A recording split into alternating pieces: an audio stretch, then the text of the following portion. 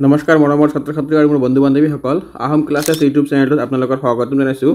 আজি মই এইটো ভিডিঅ'ৰ জৰিয়তে লৈ আহিছোঁ তোমালোকৰ অষ্টম শ্ৰেণীৰ অসমীয়া পাৰ্ট 3 এন ফ্ৰাংকৰ ডায়েৰী। ছাত্ৰ ছাত্ৰীসকল তোমালোকে ভিডিঅ'টো স্কিপ নকৰাকৈ গোটেইখিনি চাবা। ইয়াতে অনুশীলনীত থকা গোটেইখিনি কুৱেশ্যন তোমালোকৰ কাৰণে অতি সহজকৈ লৈ অহা হৈছে। আৰু যদি মোৰ চেনেলটো ছাবস্ক্ৰাইব কৰা নাই তোমালোকে ছাবস্ক্ৰাইব কৰি ৰাখি দিবা, পাৰিলে কমেণ্ট কৰি জনাই দিবা আৰু মই এনেকুৱা ধৰণৰ ভিডিঅ' তোমালোকৰ কাৰণে লৈ আহিম। প্ৰথমত দি আছে আমাৰ পাঠটো মনোযোগেৰে পঢ়া আৰু তলৰ প্ৰশ্নবিলাকৰ উত্তৰ দিয়া। 1 নম্বৰৰ কৰ আকৌ 1 নম্বৰত দিছে জন্মসূত্ৰে এন ফ্ৰাংক কোন সম্প্ৰদায়ৰ ছোৱালী আছিল। তাৰ মানে জন্মসূত্ৰে এন ফ্ৰাংকৰ ধৰ্মটো কি আছিল। জন্মসূত্ৰে এন ফ্ৰাংক ইহুদী সম্প্ৰদায়ৰ ছোৱালী আছিল, মানে ইহুদী আছিল তেওঁ। তাৰপিছত 2 নম্বৰত দি আছে এন ফ্ৰাংকৰ দেউতাকৰ নাম কি আছিল। উত্তৰ এন ফ্ৰাংকৰ দেউতাকৰ নাম আছিল অট ফ্ৰাংক। 3 নম্বৰত দি আছে আমাৰ নাজী বাহিনীৰ হাতৰ পৰা ৰক্ষা পাবলৈ তেওঁলোক ক'ত লুকাই আছিল। এটি খুবেই ইম্পৰ্টেণ্ট কোৱেশ্যন তোমালোকৰ 1 মাৰ্কৰ কাৰণে। ইয়াৰ উত্তৰটো হ'ব আমাৰ নাজী বাহিনীৰ হাতৰ পৰা ৰক্ষা পাবলৈ তেওঁলোক এটা পঞ্চগড়ত লুকাই আছিল। তাৰপিছত 4 নম্বৰত দিয়া আছে আমাৰ এন ফ্ৰাংক কেতিয়াৰ পৰা কেতিয়ালৈকে দিনলেখা লিখিছিল।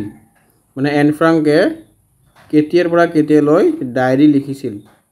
ইয়াৰ উত্তৰ দি আছে এন ফ্ৰাংকে 1942 চনৰ 12 জুনৰ পৰা 1944 চনৰ 1 আগষ্টলৈকে দিনলেখা লিখিছিল। তাৰপিছত 5 নম্বৰত দিয়া আছে আমাৰ দ্বিতীয় বিশ্বযুদ্ধৰ সময়ত থকা জাৰ্মানৰ সেনাধ্যক্ষজনৰ নাম কি আছিল। এই সেনাধ্যক্ষজনে ইহুদীসকলক কি কৰিছিল। এইটো খুবেই ইম্পৰ্টেণ্ট তোমালোকৰ কাৰণে ছাত্ৰ ছাত্ৰীসকল। জাৰ্মানৰ সেনাধ্যক্ষ কোন আছিল দ্বিতীয় বিশ্বযুদ্ধৰ সময়ত। ইয়াত দিয়া আছে উত্তৰ দ্বিতীয় বিশ্বযুদ্ধৰ সময়ত থকা জাৰ্মানৰ সেনাধ্যক্ষজনৰ নাম আছিল এডল্ফ হিটলাৰ। এই মানুহজনক তোমালোকে চিনি ল'বা, ভালকৈ চাই ল'বা, এইটো তোমালোকৰ বহুত ইম্পৰ্টেণ্ট। এই সেনাধ্যক্ষজনে লাখ লাখ ইহুদীক নিজে আৰু সেনাৰ হতুৱাই নৃশংসভাৱে হত্যা কৰিছিল। খ নম্বৰত দিয়া আছে আমাৰ খ নম্বৰৰ 1 এন ফ্ৰাংকে কিয় দিনলেখা লিখিবলৈ ইচ্ছা কৰিছিল। উত্তৰটো হ'ব আমাৰ এন ফ্ৰাংকে দিনলেখা লিখিবলৈ ইচ্ছা কৰিছিল কাৰণ তাইৰ বন্ধুবৰ্গ আছিল যদিও তাইৰ এজন প্ৰকৃত বন্ধুৰ অভাৱ আছিল। তাই বন্ধুবৰ্গ আত্মীয় স্বজনৰ লগত গতানুগতিক কথা বতৰাহে পাতিছিল, কিন্তু তাই অন্তৰ উজাৰি কথা বতৰা পাতিবৰ বাবে এজন বন্ধু নাছিল। সেয়েহে ডায়েৰীখনকে বন্ধু বুলি ভাবি তাইৰ অন্তৰৰ সকলো কথা হিয়া উজৰি লিখিছিল। তাৰপিছত আমাৰ 2 নম্বৰত দিয়া আছে দিনলেখাসমূহৰ এন ফ্ৰাংক কিয় সম্পাদনা কৰিছিল। উত্তৰ হ'ল ইয়াত দিনলেখাসমূহ এন ফ্ৰাংক সম্পাদনা কৰিবলৈ ইচ্ছা কৰিছিল কাৰণ ভৱিষ্যতে কোনোবাই এজনী 13 বছৰীয়া ছোৱালীৰ মনৰ কথা জানিবলৈ ইচ্ছা কৰিব পাৰে। তাৰপিছত সেইবাবে এন ফ্ৰাংকে দিনলেখাসমূহ সম্পাদনা কৰিছিল ভৱিষ্যতে নতুন প্ৰজন্ম যাতে তেওঁলোকৰ সময়ত ঘটা কথাবোৰ আৰু সেই সময়ত হোৱা মনৰ ভাৱৰ কথা তাইৰ দিনলেখাৰ পৰা জানিব পাৰে। সেইবাবে এন ফ্ৰাংকে তাইৰ দিনলেখনত সম্পাদনা কৰিছিল। ইয়াতে কৈছে এন ফ্ৰাংকে তেওঁৰ ডায়েৰীখন কিয় লিখিছিল। তেওঁৰ ডায়েৰীখন আমি জানো ডায়েৰী মানুহ কিয় লিখে। ডায়েৰী লিখে যে আমি আজি লিখি থ'লে ভৱিষ্যতে কোনোবা জানিব পাৰিব বা নিজে পঢ়িব পাৰিম, সেইকাৰণে লিখিছিল। 3 নম্বৰত দিয়া আছে অট ফ্ৰাংকে পৰিয়ালসহ কিয় পণ্যাগাৰত আত্মগোপন কৰি আছিল। আমি গমে পাওঁ কিয় আত্মগোপন মানে পলাই থকা। আৰ্ট ফ্ৰাংক কোন আছিল? কিহৰ দেউতা আছিল আৰু তেওঁ কিয় পলাই আছিল এইটো আমি এই বিশ্বযুদ্ধৰ সময়ত জাৰ্মানৰ সেনাধ্যক্ষ এডলফ হিটলাৰৰ নেতৃত্বত নাজী বাহিনীয়ে ইহুদীসকলৰ ওপৰত বৰ অত্যাচাৰ কৰিছিল। লাখ লাখ ইহুদীক তেওঁ নিজে আৰু সেনাৰ হাতৰ নিশৃংগভাৱে হত্যা কৰিছিল। সেই সময়ত এন ফ্ৰাংকৰ দেউতাক অট ফ্ৰাংকে পৰিয়ালসহ ইংলেণ্ডত বাস কৰিছিল। তেখেতে নাজী বাহিনীৰ পৰা নিজৰ লগতে পৰিয়ালটোক ৰক্ষা কৰিবলৈ 2 বছৰ কাল এটা পণ্যাগাৰত আত্মগোপন হৈ আছিল। তাৰপিছত আমাৰ গ নম্বৰত দিয়া আছে মানুহতকৈ কাগজৰ ধৈৰ্য বেছি বুলি এন ফ্ৰাংকে উপলব্ধি কৰিছিল। কিয় বুজাইছে লিখা। উত্তৰ দিয়া আছে আমাৰ মানুহতকৈ কাগজৰ ধৈৰ্য বেছি বুলি এন ফ্ৰাংকে সেইদিনা বৰকৈ উপলব্ধি কৰিছিল যিদিনা তেওঁৰ কৰিবলৈ একো কাম নথকাৰ বাবে হতাশাত ভুগিছিল। তেতিয়া তাই দেখিছিল যে তাইৰ সন্মুখত টেবুল এখনত এদম কাগজ পৰি আছে। কাগজৰ দমটো বছৰ বছৰ ধৰি সেই টেবুলখনতে পৰি আছিল। তথাপিও সিহঁতৰ আপত্তি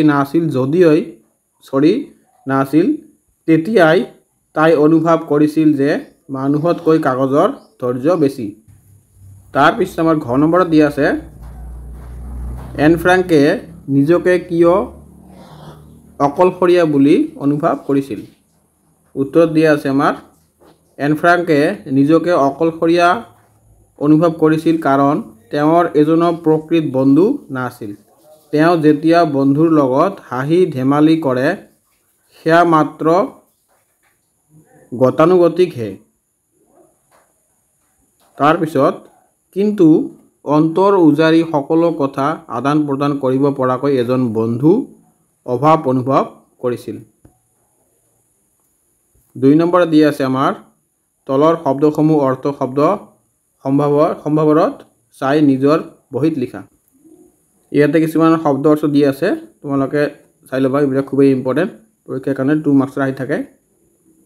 1 নম্বৰত দিয়া আছে আমাৰ গণ্য মানে লেখত ল'বলগীয়া। তাৰপিছত গতানুগতিক মানে নতুনত্ববিহীন। তাৰপিছতটো আছে অস্ত্ৰোপচাৰ মানে অপাৰেশ্যন বা ৰোগ চিকিৎসা কৰাৰ বাবে অস্ত্ৰ প্ৰয়োগ। তাৰপিছত বৰ্বৰ মানে নিজ বা অসভ্য। পৰিত্যক্ত মানে এৰা বা ত্যাগ কৰা। তাৰপিছত আমাৰ প্ৰবাদ মানে প্ৰবচন, মানুহৰ মুখে মুখে চলি অহা আগৰ দিনৰ কথা। তাৰপিছত অধিগৃহীত মানে আইনৰ সহায়েৰে দখল কৰা। থিৰাং মানে হৈছে নিশ্চিত। উৎসৰ্গা মানে হৈছে দান কৰা। তাৰপিছত আডম্বৰ মানে জাক জমকতা। প্ৰত্যাশিত মানে আশা কৰা। ভাৱমূৰ্তি মানে কোনো ব্যক্তি বা বিষয় সম্পৰ্কে লোৱা ধাৰণা। তাৰপিছত আছে আমাৰ পঞ্জীভূত মানে থুপ খাই থকা। হামকটা মানে উপশম হোৱা আৰু সন্নিবিষ্ট মানে অন্তৰ্ভুক্ত হোৱা। তাৰপিছত আমাৰ 3 নম্বৰত দিয়া আছে কিটি কোন। এন ফ্ৰাংকে কিটিৰ বন্ধু হিচাপে কিয় গণ্য কৰিছিল বুজাই লিখা। ইয়াৰ উত্তৰটো হ'ব কিটি হৈছে এন ফ্ৰাংকৰ ডায়েৰীখনৰ নাম। এন ফ্ৰাংকে লিখা, এইটো খুবেই ইম্পৰ্টেণ্ট তোমালোকৰ। এন ফ্ৰাংকে লিখা ডায়েৰীখনৰ নাম কি আছিল আমি জানো, কিটি। এইটো খুবেই ইম্পৰ্টেণ্ট 1 মাৰ্কৰ কাৰণে, তোমালোকে আহিব পাৰে, চাই ল'বা। এন ফ্ৰাংকে তেওঁৰ জীৱনত এজন প্ৰকৃত বন্ধুৰ অভাৱ অনুভৱ কৰিছিল। তেওঁৰ বহুতো লগলগীয়া আছিল যদিও হিয়া উজাৰি ভৰাৰ আদান প্ৰদান কৰিবলৈ এজন বন্ধু নাছিল। তাৰপিছত সেয়েহে তেওঁ মন লিপিবদ্ধ কৰিছিল আৰু ডায়েৰীখনকে প্ৰকৃত বন্ধু বুলি গণ্য কৰি নাম ৰাখিছিল কিটি। তাৰপিছত এনেদৰেই এই চুটি জীৱনকালত কিটি নামৰ কাল্পনিক বন্ধুগৰাকীলৈ সম্বোধনা কৰি ডায়েৰীৰ পাততে হিয়া উজাৰি মনৰ কথা প্ৰকাশ কৰি থৈ গৈছিল। তাৰপিছত আমাৰ দিয়া আছে 4 নম্বৰত দিয়া আছে আমাৰ এন ফ্ৰাংকৰ ডায়েৰীখন পুথি আকাৰে প্ৰকাশ হোৱাত কোনে আগভাগ লৈছিল? তেখেতে এই ডায়েৰীখন কিয় পুথি আকাৰে প্ৰকাশ কৰিছিল? ইয়াৰ উত্তৰটো হ'ব আমাৰ এন ফ্ৰাংকৰ ডায়েৰীখন পুথি আকাৰে প্ৰকাশ হোৱাত তেওঁৰ দেউতাক অট ফ্ৰাংকে আগভাগ লৈছিল। এইটো খুবেই ইম্পৰ্টেণ্ট, তোমালোকৰ আহিব পাৰে 1 মাৰ্কৰ। তাৰপৰে এন ফ্ৰাংকে 1942 চনৰ 12 জুনৰ পৰা ডায়েৰী লিখা কামটো আৰম্ভ কৰিছিল। আৰম্ভণিতে তেওঁ এই ডায়েৰী সম্পূৰ্ণ নিজৰ বাবেহে লিখিছিল। 1944 চনৰে কোনোবা এদিন ইংলেণ্ড চৰকাৰৰ এজন বিষয়াই লণ্ডনৰ পৰা অনাতাঁৰ যোগে ঘোষণা কৰিলে যে যুদ্ধ সাম কটাৰ পিছত তেওঁ জাৰ্মানৰ অধিগৃহীত অঞ্চলত বাস কৰা যিসকল ইংলেণ্ডৰ লোকে যুদ্ধৰ সময়ত দুখ যন্ত্ৰণা ভোগ কৰিছিল তেওঁলোকৰ সাক্ষ্য গ্ৰহণ কৰিব আৰু এইবোৰৰ জনসাধাৰণৰ মাজত প্ৰচাৰ কৰিব। তেওঁ বিশেষকৈ চিঠি পত্ৰ আৰু ডায়েৰীৰ কথা উল্লেখ কৰিলে। তাৰপিছত আমাৰ 5 নম্বৰত দিয়া আছে এন ফ্ৰাংক আৰু আইতাকৰ সম্বন্ধ কেনে আছিল? আইতাকৰ স্মৃতিৰ বাবে তেওঁ কি কৰিছিল? ইয়াৰ উত্তৰ দিয়া আছে আমাৰ এন ফ্ৰাংক আৰু আইতাকৰ সম্বন্ধ মধুৰ আছিল। তেওঁ আইতাকক খুব ভাল পাইছিল। তাৰপিছত আইতাকৰ স্মৃতিৰ বাবে তেওঁ নিজৰ জন্মদিনত জ্বলোৱা মমবাতিটোৰ লগতে আইতাকৰ বাবে এডাল মমবাতি জ্বলাইছিল। 6 নম্বৰত দিয়া আছে আমাৰ পাঠটো পঢ়ি এন ফ্ৰাংকৰ সেই সময়ত হোৱা মনৰ ভাৱৰ বিষয়ে লিখা। ছাত্ৰ ছাত্ৰীসকলে তোমালোকৰ এইটো বেছি ইম্পৰ্টেণ্ট নহয়, তোমালোকে এই পাঠটো পঢ়ি এন ফ্ৰাংকৰ মনৰ ভাৱ লিখিবলৈ কৈছে। পাঠটো পঢ়ি সেই সময়ত এজনী 13 বছৰীয়া ছোৱালীৰ মনৰ কথা বুজিব পৰা যায়। তাই সৰু কালতে ইমানবোৰ দুখ কষ্টৰ মাজেৰে পাৰ হ'বলগীয়া হৈছিল। খ নম্বৰত দি আছে আমাৰ এতিয়া ভাষা অধ্যয়ন ব্যৱহাৰিক ব্যাকৰণ। ছাত্ৰ ছাত্ৰীসকল ব্যাকৰণ তোমালোকৰ কাৰণে খুবেই ইম্পৰ্টেণ্ট।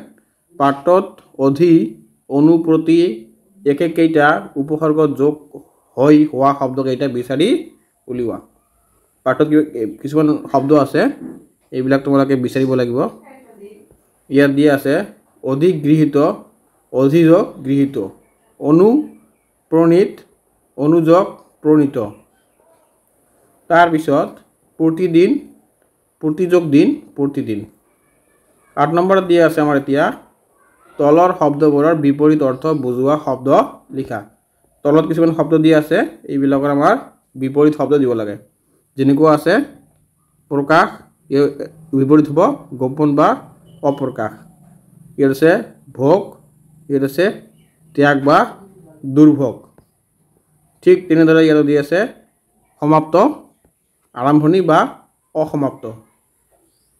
আডম্বৰ মানে অনাডম্বৰ বা অনুষ্ট্ৰীপিয়া। তাৰপিছত দিয়া আছে আমাৰ ভাগ্য, দুৰ্ভাগ্য, ধৈৰ্য, অধৈৰ্য। তোমালোকে এইবিলাক চাই ল'বা, ইয়াৰ পৰা তোমালোকৰ 2 মাৰ্কছৰ কুৱেশ্যন আহিব পাৰে 2টা। 9 নম্বৰত দি আছে তলৰ শব্দবোৰৰ প্ৰতিশব্দ লিখা। এতিয়া আহিল আমাৰ প্ৰতিশব্দ মানে সমাৰ্থক শব্দ। সমাৰ্থক শব্দ মানে একে শব্দ। তোমালোকে চাই ল'বা, এইবিলাক খুবেই ইম্পৰ্টেণ্ট আৰু অতি সহজ বস্তু এইবিলাক, এবাৰ 2বাৰ চালে হৈ যাব। যন্ত্ৰণা, যাতনা, কৰুণ, কাতৰ। তাৰপিছত কিশোৰী মানে বালিকা আৰু মৃত্যু মানে মৰণ। 10 নম্বৰত দিয়া আছে আমাৰ এতিয়া তলৰ বাক্যবোৰৰ সৰল বাক্য, যৌগিক বাক্য আৰু জটিল বাক্য অনুসৰি শ্ৰেণী বিভাজন কৰা। এইটো খুবেই ইম্পৰ্টেণ্ট, তোমালোকৰ 2 মাৰ্কছৰ নহ'লে 1 মাৰ্কছত আহিব পাৰে এটা। প্ৰথমত দিয়া আছে ইয়াত, মই আহিলোঁ আৰু তেওঁ ঘৰলৈ গ'ল। এইটো হ'ল জটিল বাক্য। তাৰপিছত দিয়া আছে আমাৰ, ভাল ল'ৰা কাৰণেহে তেওঁ পুৰস্কাৰ পালে। এইটো হ'ব জটিল বাক্য। বৰষুণ পৰিছে, এইটো সৰল বাক্য। তাৰপিছত মই সদায় ভাত খাই স্কুললৈ যাওঁ, এইটো সৰল বাক্য। তাৰপিছত একমাত্ৰ দেউতাকেই নাজী বাহিনীৰ কবলৰ পৰা জীৱিত ৰূপত বাচি আহিছিল, এইটো হ'ব সৰল বাক্য। তাৰপিছত এন ফ্ৰাংকে 1942 চনৰ 12 জানুৱাৰীৰ পৰা ডায়েৰী লিখাৰ কামটো আৰম্ভ কৰিছিল, এইটো হ'ব আমাৰ সৰল বাক্য। তাৰপিছত এইবাৰ পিছে তেওঁৰ মৰম কিটি বুলি সম্বোধন কৰি লেখা আৰম্ভ কৰিছিল আৰু শেষত তোমাৰ এন বুলি সমাপ্ত কৰিছিল, এইটো হ'ব আমাৰ যৌগিক বাক্য। তাৰপিছত দিয়া আছে আমাৰ, জন্মদিনৰ মমবাতিৰ লগতে আইতাৰ স্মৃতিৰ এডাল মমবাতি জ্বলোৱা হ'ল, এইটো হ'ব আমাৰ জটিল বাক্য। 11 নম্বৰত দিয়া আছে আমাৰ, তলৰ বাক্যবোৰ তুলনামূলক বাক্যলৈ পৰিৱৰ্তন কৰা, দুটা আৰু বহুতৰ মাজত। ইয়াত দিয়া আছে আমাৰ, সোণ উজ্জ্বল। উত্তৰত তেনেকুৱা দিয়া আছে, সোণ ৰূপতকৈ উজ্জ্বল। মানে এই বাক্যটো এটা তুলনামূলক বাক্য বনাব লাগে। সোণ ৰূপতকৈ উজ্জ্বল, আন সকলো ধাতুতকৈ সোণ উজ্জ্বল। সেম একে কথা আমি দুটা ভাগত বিভক্ত কৰিলোঁ। সোণ উজ্জ্বল, আমি জানো সোণ ৰূপতকৈ উজ্জ্বল, আৰু আন সকলো ধাতুতকৈ সোণ উজ্জ্বল। ঠিক তেনেদৰে মীনা মেধাৱী মানে মীনা এজন ইণ্টেলিজেণ্ট। ৰীনাতকৈ মীনা মেধাৱী, মানে ৰীনাতকৈ মীনা বহুত জ্ঞানী বা ইণ্টেলিজেণ্ট। তাৰপিছত দি আছে, শ্ৰেণীৰ আটাইতকৈ মেধাৱী হ'ল মীনা। ঠিক আগৰ দৰে বনাইছে সোণৰ নিচিনাকৈ। অৰুণ ওখ, অৰুণ বলনতকৈ ওখ। তোমালোকে নিজৰ কিবা তোমাৰ বন্ধুৰ নামত দিব পাৰা, অৰুণ তোমাৰ বন্ধু যিকোনো এক্সতকৈ ওখ। তাৰপিছত দিব পাৰা তোমালোকে, নৱম শ্ৰেণীৰ আটাইকেইটা ল'ৰাৰ ভিতৰত অৰুণ ওখ। তুমি সেইটোও দিব পাৰা, তোমালোকৰ গাঁৱৰ ভিতৰত অৰুণ আটাইতকৈ ওখ। তাৰপিছত জোনবাই ঘূৰণীয়া, জোনবাই পৃথিৱীতকৈ সৰু। তাৰপিছত সূৰ্য পৃথিৱীৰ আদি জ্যোতিষ্কৰ ভিতৰত জোনবাই আটাইতকৈ সৰু। এই কিতাপখন ভাল, সেইখন কিতাপতকৈ এইখন কিতাপ বৰ ভাল। তাৰপিছত আছে, লাইব্ৰেৰীৰ কিতাপবোৰৰ মাজত এই কিতাপখনেই আটাইতকৈ ভাল। তাৰপিছত আমাৰ 12 নম্বৰত দি আছে, বাক্য ৰচনা কৰা।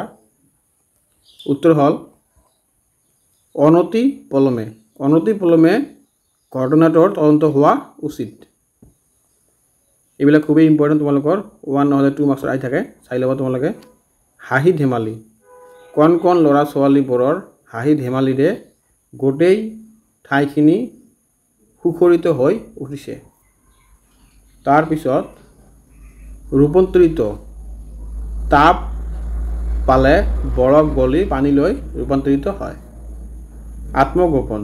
আত্মগোপন, ৰুবুলে হৰিহৰত ঘৰতে আত্মগোপন কৰি আছিল।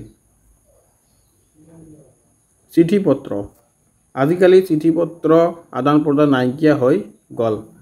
তাৰপিছত দুখ যন্ত্ৰণা, ডেকা ল'ৰাটোৰ মৃত্যুত ঘৰখনৰ দুখ যন্ত্ৰণাৰ সীমা নোহোৱা হ'ল। তাৰপিছত পৰিত্যক্ত, তেওঁলোকৰ খুৰাকৰ ঘৰখন বহু বছৰ ধৰি পৰিত্যক্ত অৱস্থাতে আছে। তাৰপিছত আমাৰ বিশ্ববিখ্যাত, পাবলো পিকাচো এজন বিশ্ববিখ্যাত চিত্ৰশিল্প। আদান প্ৰদান, মৰম চেনেহৰ আদান প্ৰদানৰ দ্বাৰাহে সম্বন্ধবোৰ ধৰি ৰাখিব পাৰি। চিন্তা ভাৱনা বেছিকৈ চিন্তা ভাৱনা নকৰি নিজৰ কৰ্তব্য কৰি যোৱাই মংগল।